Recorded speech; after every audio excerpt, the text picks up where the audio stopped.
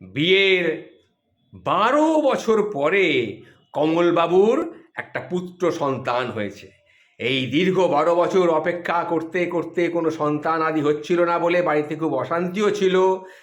কমলবাবুর মা তার বউকে বারবার বলতো, একটা বাচ্চা দাও, একটা বাচ্চা দাও, সংসারের একটা বাতি তো দেওয়া লাগবে। যাই হোক, একটা বাচ্চা হলো। তখন কমলবাবু সবাইকে, বন্ধু বান্ধবদের মিষ্টি ফিষ্টি খাওয়াতে আরম্ভ করলো এবং একটা জ্যোতিষীকে ডেকে আনলেন এসে সেই ছেলের ভাগ্য গণনা করাবার জন্যে।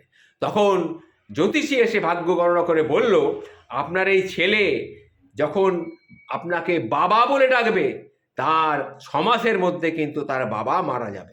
হ্যাঁ, একথা শুনে কমলবাবু তো খুব বিপদে পড়ে গেল, প্রচণ্ড ভয়ে, তার বাড়ির সবাই খুব চিন্তায় পড়ে গেল।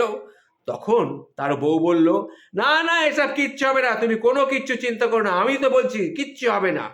যাই হোক, ছেলে 1 বছরের মাথায় যখন বাবা বলা শুরু করলো, তখন দেখা গেল কমলবাবুর কিছু হয়নি, পাড়ার পাশের বাড়ির কালটুবাবু হঠাৎ মারা গেছেন।